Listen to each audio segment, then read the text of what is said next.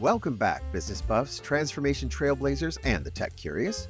Joe Davis here, your friendly neighborhood podcast host, fearlessly guiding you through another episode of Gains On, the podcast that unpacks the future of supply chain strategy, planning, and design, powered, as always, by the brilliant minds at Gains.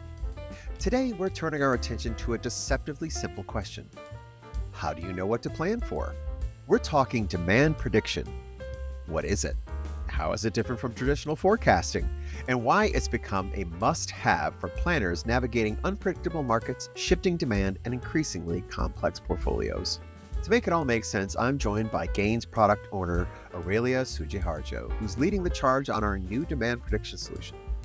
We'll explore how machine learning unlocks smarter forecasting, how external signals like material costs or regional trends shape predictions, and why accuracy isn't the whole story, but it sure helps. Let's get into it. Aurellia, welcome to the show. So good to be here. Excellent. So tell me, what do you do at Gains specifically? I'm a product owner here at Gain, so I help the product team develop new services or new products that can be back-end service or improvements in the UI, things like that. Cool. That's great. I know we just rolled out a new UI not too long ago with Gains X. Is that something that you were part of? I was. Oh, I joined the company a couple years after that is developed, but I was involved in minor improvements here and there. I'm sure they were more than minor. Your contribution, they may have been minor changes, but I'm sure your contribution was major. So the reason I brought you on the show today is I want to talk about Gains is rolling out a new demand prediction product, and I guess you are the product owner for that, right? You're our subject matter expert for the demand prediction product. That is right. All right. Well, first, let me start off with a real basic question, because as the audience knows, and you likely, no doubt, will find out, I'm a bit of a novice when it comes to supply chain. So I guess to start things off, my question would be, what is demand prediction? So, demand prediction is the name of our product. At the very basic level, it is a ML-driven model forecasting tool. And a forecasting tool. So if I'm understanding, that's like forecasting sales, or that's forecasting demand? Forecasting demand. So, it'll give you a forecast of 1 or 2 years of what your SKU location demand can be. One of the things that I know is that we're able to look at things at the SKU level. So let's say, I always come up with some ridiculous company, but I always end up on dog toys. So let's say I work for a dog toy manufacturer, and for whatever reason, people in the Northwest part of the country are just going wild for my fire hydrant dog toy. And so I can say that this fire hydrant dog toy sells really well in the Northwest, and then based on that data, able to route things to the Northwest based on my demand prediction. Is that right? That's kind of right, but not in a traditional forecasting sense. And just to go through what the major differences in this new ML demand prediction product and traditional forecasting is that traditional forecasting only use your past sales. Okay. So in your example, they wouldn't know it's a Northwest specific spike in this red fire hydrant toy. Yeah. But with demand prediction, because we include other features like, let's say, item description or locations, our ML model can pick that up, saying there's going to be an uptick in your forecast because this item has these features. I see. Okay. So you're able to say, for instance, I know that there's a hot seller. My dog toy fire hydrant is a hot seller, and the item description would be like red, would be rubber, would be novelty size object, right? So then is Gaines able to take the sort of description of that product and say, because it shares characteristics with this top seller, you're likely to sell more of it? Yeah, something like that. I nailed it. Demand prediction sounds pretty important, but I imagine it's more important of a topic now than ever, right? Just with all the kind of wild fluctuations we've seen in the market and sort of economy and all that. Oh yeah, yeah, totally. Because with the recent volatility, our past sales doesn't reflect that, Right. right? So we would need other signals to help us to adjust the our forecast, and demand prediction has those. Okay. Well, what kind of stuff would you use to? I mean, other than history, the history, like what I sold last year, I guess would be like a very simple sort of idea. Like, I'm going to sell things that are summer related more in the summer than I do in the winter. So I could kind of look at history for that. But what kind of other data would I look at to help inform that prediction? At the heart of it, it will take, again, the history or your other SKU location features. That can be your material description, the locations, maybe cost is a factor as well. But aside from that, we are also able to take external data. So, with your example of a red toy, Hmm.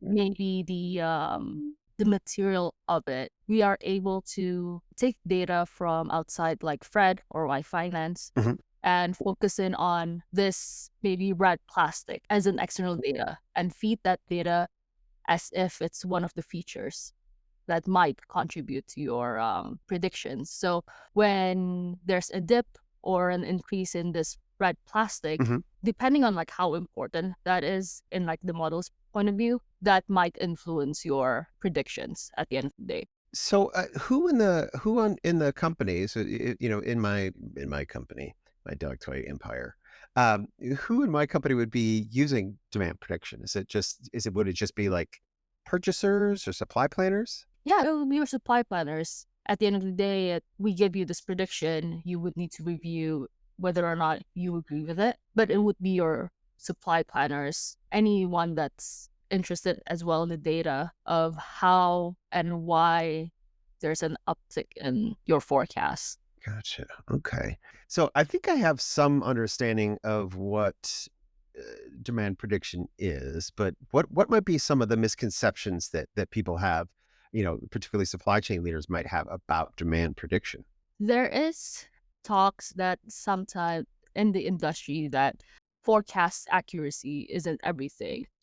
But I think what we've realized in gains as a company is that yes, accuracy, forecast accuracy isn't everything, but it is a metric that has a downflow effect or a downstream impact on your inventory. So at the end of the day, it'll affect returns on your inventory. So it'll make you buy more accurate.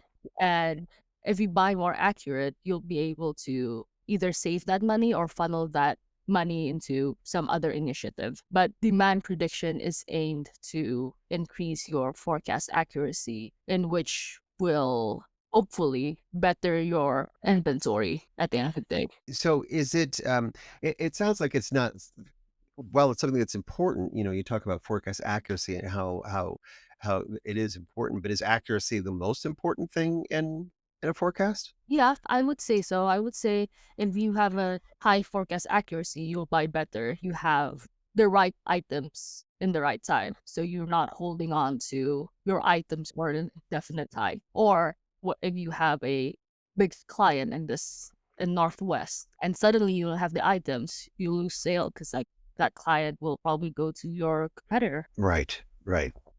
So, in talking about the factors that demand prediction addresses, when you look at something that has, or you're in an industry that is really heavily seasonal or is promotional driven, or if suddenly, demand unexpectedly spikes, how does demand prediction adjust for that or allow for that? I guess I should say.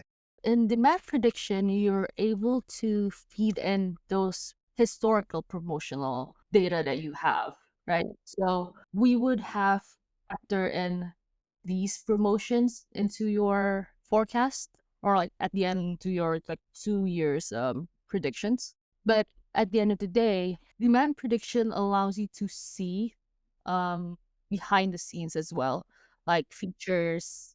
Maybe this brand plastic is a high impact feature for your 2 years prediction for this particular item. So maybe you can use that as a negotiation tool or find a better supplier if, let's say, this red plastic supplier is unreliable. But unlike traditional forecasting method, they don't tell you what's influencing your prediction, right? Your forecast, because at the end of the day, the only thing that is influencing your forecast is only your history. But with demand prediction, we are giving that access to the planners. So instead of, let's say, them reacting to sudden changes, and manually like scrambling, adjusting forecasts, with demand prediction, they would, I guess, just be able to understand, okay, here's what's influencing my predictions, and not necessarily adjusting forecast because we haven't put into account the spike in red plastic cost, let's say. So it sort of helps you adjust for that unexpected. Is it sort of like building in a margin of error? So to say that so you don't, I guess, so that you kind of stay in your lane, right? You don't go too far under stock, you don't go too far over stock, but you're able to kind of maintain, because you have a good idea of what to expect. You're able to maintain sort of a steady course. Yes, yeah, and you're able to save cost and not lose sales at the same time, right? Because if you don't have the item because you're not accounting for this promotion, then you're just going to lose sale. Right. And I imagine that this affects not only just like the purchasing function, but other business functions too, like the financing and marketing, not just the procurement. Yeah, like we've said before, that accuracy is a downstream impact on the business, right? When you forecast accurately, you'll have you buy at the right time and the right amount. And if the right amount is 5 instead of 10, you'll have 5 times the cost extra money that finance can use for something else. So Aurelia, how can better demand prediction help align strategic planning with execution? Demand prediction would help the planners to plan better, right? Because they're using less of their time, let's say, firefighting your forecast because of these unaccount promotions or unaccount economic shifts. With demand prediction, they can see the features affecting it, which in turn makes these planner trust the system more and have to less validate the predictions. And so they can use the time to do some other strategic things rather than firefighting, adjusting your forecast manually. So if I'm not constantly answering the phone from angry customers asking me where their orders are, and instead I've got an algorithm sort of telling me what to expect so we don't run out of stock, then that does free up a lot of my time, I imagine, Yeah. as a planner to do all sorts of things. I know that every person that I've talked to, and certainly some of the interviews in this season of the podcast, we have heard that when planners have more time, or when supply chain leaders have planners with more time, the first thing they do is, how can we start becoming more efficient? How can we start improving the process? And that's just, I mean, I have found, and I don't know if this is the case with you, is that once you start making improvements, they're addictive. Once things start to get better, you want more and more things to get better. Yeah. Well, Aurelia, thank you so much for coming by. We've really learned a lot. I know if people want to learn more about demand planning and demand prediction, they can go, of course, to our website, gainsystems.com, and look up there. But what if they want to learn more about you? I'm on LinkedIn, so feel free to connect with me on LinkedIn. All right. Well, thanks again, Aurelia, for coming in. We really appreciate your time, and look forward to hearing more from you next time on Gains On. Appreciate it. And that's a wrap on today's episode of Gains On. A big thanks to Aurellia Sudihardjo for joining us and shedding light on the next evolution in demand prediction. With machine learning driven insights, external signal inputs, and deeper transparency into what's driving your predictions, Gains is taking out the guesswork and giving planners the power to make better decisions faster. So whether you're tired of firefighting forecast misses or just want to put your working capital to better use, demand prediction could be the key to moving from reactive to ready. If you enjoyed this episode, share it. Subscribe and stay tuned because we've got a lot more insights, tools, and transformation stories coming your way. Keep learning, keep planning, and remember, in this predictably unpredictable world, we're all in this together. This is Joe Davis signing off from Gains On. Until next time. Want to stay connected with all things Gains and continue to explore the exhilarating world of supply chain planning and design? Then don't forget to follow Gains on LinkedIn, where you can be part of our growing and vibrant professional community. And for more content, engaging posts, and updates, don't forget to like and subscribe to Gains on YouTube. Trust us, you won't want to miss what we're sharing. If today's podcast episode left you hungry for even more insights, we've got you covered. Every episode of Gains On is accompanied by a detailed blog post for those who wish to dive deeper into the topic. Whether you're looking to expand your knowledge or find that special morsel of information, our blogs are designed with you in mind. Visit gainsystems.com for more. All the links you need can be found in the description below. Thanks once again for tuning into Gains On, and remember, we're here to help you decode the world of supply chains, one episode at a time.